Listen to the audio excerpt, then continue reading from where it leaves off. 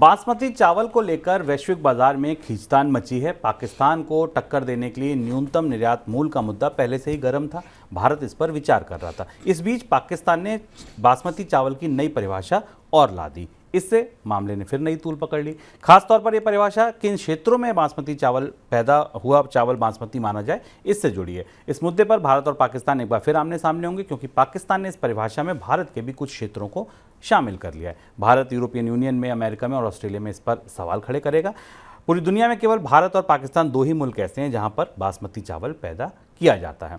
Sir, ये विवाद काफ़ी पुराना है। ये भारत और पाकिस्तान के बीच विवाद कितना पुराना है और विवाद है क्या?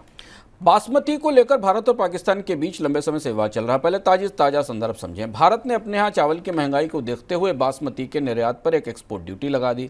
उस एक्सपोर्ट ड्यूटी के कारण अंतर्राष्ट्रीय बाजार से भारतीय चावल की आपूर्ति कम हो गई। भारत ने वो बाजार गंवाया और इस बीच पाकिस्तान, चूंकि दूसरा महत्वपूर्ण देश है और दूसरा देश है जो बासमती उगाता है, उसने उस बाजार पर कब्जा करना शुरू किया। यहाँ तक तो बात ठीक थी, लेकिन इसका फ़ायदा उठाकर पाकिस्तान ने बासमती की एक नई परिभाषा प्रस्तुत की दुनिया के ट्रेड बाजार के सामने, WTO और बाकी देशों के सामने।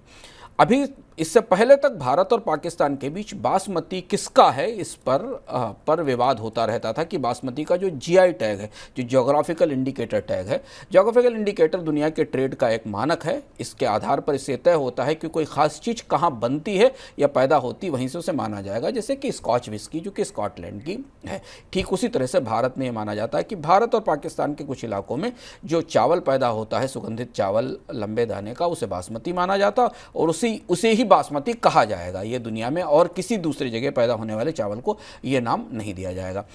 इस विवाद में भारत और पाकिस्तान की आपस में दावेदारी के कारण अभी तक भारत के बासमती को GI टैग के तौर पर मान्यता दुनिया के कई बाजारों में नहीं मिली। अब ताज़ा विवाद समझते हैं।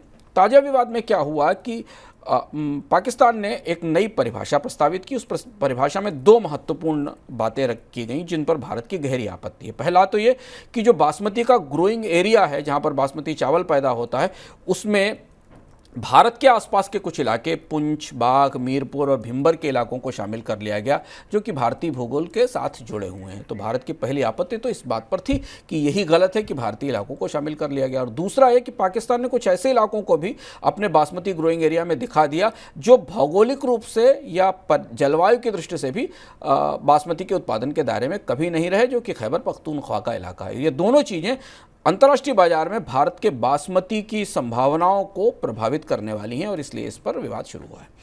सर, अब एक और मुद्दा है, वो ये है कि WTO में भारत के नॉन बासमती चावल पर जो एक्सपोर्ट पर रोक लगी थी, वो भी मुद्दा गूंजा है।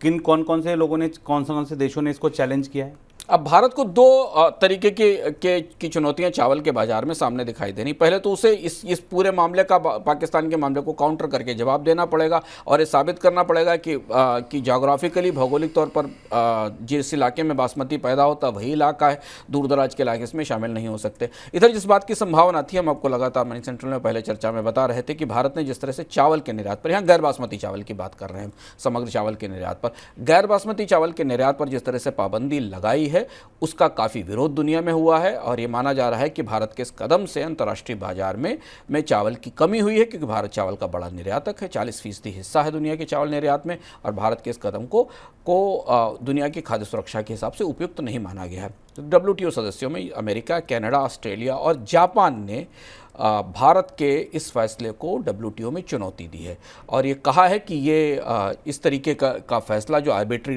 लिया गया है, ये इतनी इस सख्ती की ज़रूरत भारत को नहीं थी। भारत के पास पर्याप्त चावल था और उसे अंतर्राष्ट्रीय बाजार में देना चाहिए था। अब भारत की तरफ से जो WTO की कमेटी ऑफ एग्रीकल्चर है, जहां ये शिकायत की गई है, वहां भारत को अपना जवाब दाखिल करना पड़ेगा और उस जवाब दाखिल करने के बाद ये पता चलेगा कि भारत ने अपनी एग्रीकल्चर नीतियों का इस मामले में कैसे डिफेंड किया है। लेकिन चावल कई मायनों में अलग अलग तरीक़ों से ये पूरा फैसला भारत की विदेश व्यापार नीति के लिए नई चुनौती बन के सामने आया है।